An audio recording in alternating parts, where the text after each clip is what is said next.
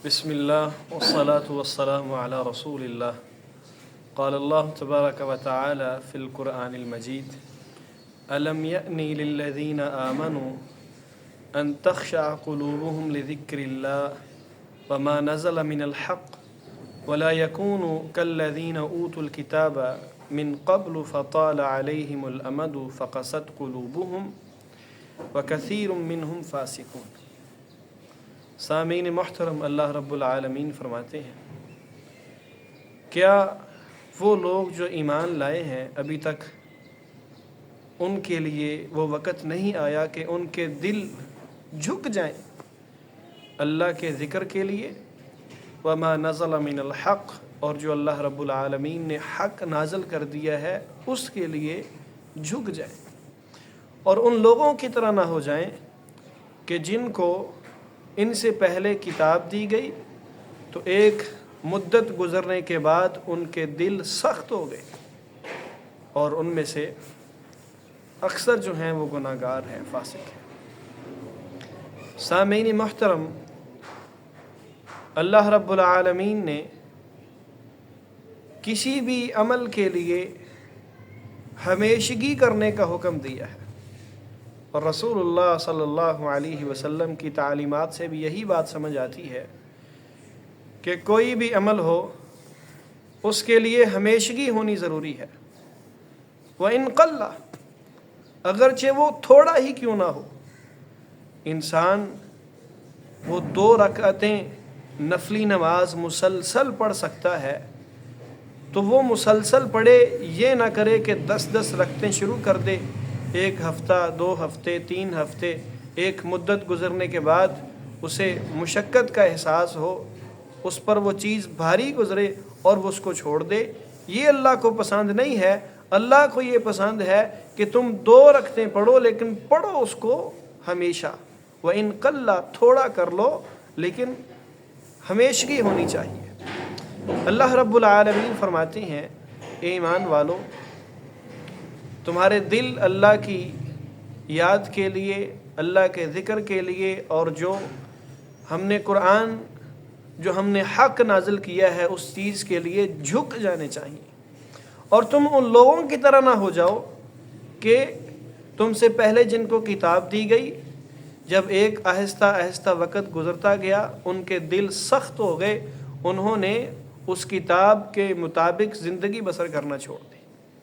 جب بھی پہلے کوئی نبی آتا، شروع میں تو اس کی پیروی کرنے والے، اس پر ایمان لانے والے اس کی بات کو مانتے، نماز قائم کرتے، زکوٰۃ ادا کرتے، سچ بولتے، جھوٹ سے بچنے کی کوشش کرتے، وعدے کو پورا کرتے، کوئی بھی ایسا گناہ نہ کرتے کہ جس سے اللہ ناراض ہو جاتا۔ لیکن جو ایک وقت گزرتا جاتا، آہستہ آہستہ ان کے دل سخت ہو جاتے، پھر وہ چوریاں کرتے، زنا کرتے، بدکاری کرتے، لوگوں کے ساتھ فراڈ کرتے، ہر طرح کا گناہ ان کے اندر آ جاتا۔ تو اللہ رب العالمین فرماتے ہیں کہ تم ان لوگوں کی طرح نہ ہو جاؤ جو تم سے پہلے تھے، جن کو کتابیں دی گئیں، کہ ایک وقت گزرنے کے بعد پہلے تو وہ سچ کو فالو کرتے تھے، پہلے وہ جھوٹ نہیں بولتے تھے، پہلے وہ 2 نمبری نہیں کرتے تھے، لیکن جب ایک وقت گزرتا گیا تو انہوں نے پھر وہی کام شروع کر دیے جو زمانہ جاہلیت میں کیا کرتے تھے۔ تم ان لوگوں کی طرح نہ ہو جاؤ۔ اللہ رب العالمین نے سورہ بقرہ کے اندر یہودیوں کے حوالے سے، بنی اسرائیل کے حوالے سے چند چیزوں کا ذکر فرمایا کہ جن پر اللہ رب العالمین نے ان سے وعدہ لیا تھا کہ یہ کام نہیں کرنے آپ لوگوں نے۔ 4 چیزیں۔ ایک تو یہ تھا کہ تم نے اپنے بھائیوں کو ان کے گھروں سے نہیں نکالنا، پھر ان کو قتل بھی نہیں کرنا۔ جب کوئی قیدی ہو جائے تو فدیہ دے کر اس کو چھڑانا بھی ہے۔ تو 4 وعدے اللہ رب العالمین نے ان سے لیے۔ 3 کی وہ واضح مخالفت کرتے، اپنے بھائیوں کو قتل بھی کرتے، اپنے بھائیوں کو ان کے گھروں سے بھی نکالتے، اور اپنے بھائیوں کے خلاف دشمن کے ساتھ مل کے مدد بھی کرتے، لیکن جب کوئی ان کا بندہ قیدی بن جاتا تو اس کو فدیہ دے کے چھڑا لیتے۔ اصل میں 3 قبیلے تھے یہودیوں کے، اور دو قبیلے تھے مشرکین کے. مشرکین کی ہمیشہ آپس میں جنگ رہتی، ایک دوسرے کے ساتھ لڑائی جھگڑا قتل و غارت عام.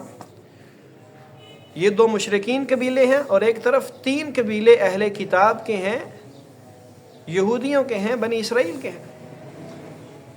اللہ رب العالمین نے حکم دیا ہے کہ آپس میں مل جل کے رہنا ہے. تینوں قبیلوں نے آپس میں ایک دوسرے کے ساتھ تعلق تمہارا مضبوط ہو، ہمدردی ہو، شفقت ہو، تعاون ہو، کسی کے خلاف مدد نہیں کرنی، کسی کو قتل نہیں کرنا، اور کسی کا خون نہیں بہانا، کسی کو ان کے گھروں سے نہیں نکالنا. اب یہ کیا کرتے، ادھر 2 مشرکین کے قبیلے ہیں، یہودیوں کے 2 قبیلے ایک مشرک گروپ کے ساتھ مل جاتے، اور یہودیوں کا ایک قبیلہ دوسرے مشرک گروپ کے ساتھ مل جاتا. اب جب مشرکین کی لڑائی ہوتی تو ان میں سے ایک قبیلے کے ساتھ 2 یہودیوں کے قبیلے ہوتے، اور دوسرے قبیلے کے ساتھ ایک قبیلہ وہ بھی یہودیوں کا ہوتا.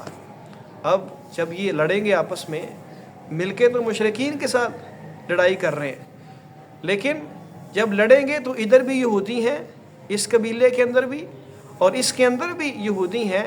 جب لڑیں گے تو پھر ایک دوسرے کو قتل بھی کریں گے، ایک دوسرے کو ان کے گھروں سے بھی نکالیں گے، ایک دوسرے کے خلاف مدد بھی کر رہے ہیں اپنے دشمن کے ساتھ مل کے. لیکن جب کوئی قیدی بن جاتا تو پھر اس کو چھڑا کے یہ کہتے کہ اللہ نے ہمیں یہ حکم دیا ہے کہ ہم اپنے بھائیوں کو فدیہ دے کے چھڑائیں، تو اس کو چھڑا لیتے. باقی یہ سارے کام وہی کرتے کہ جن کاموں کے کرنے سے اللہ رب العالمین نے منع کیا تھا.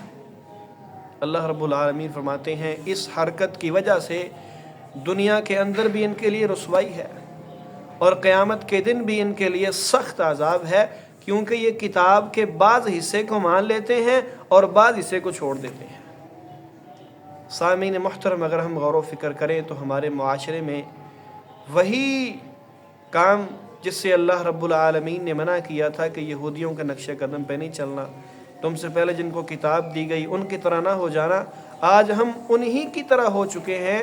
ایک دوسرے کے خلاف مدد کر رہے ہیں، ایک دوسرے کو قتل کر رہے ہیں، ایک دوسرے کو گھروں سے نکال رہے ہیں. یہی وجہ بنی تھی ان پر دنیا کے اندر بھی ذلت کی، اور قیامت کے دن بھی ان کے لیے سخت عذاب ہے.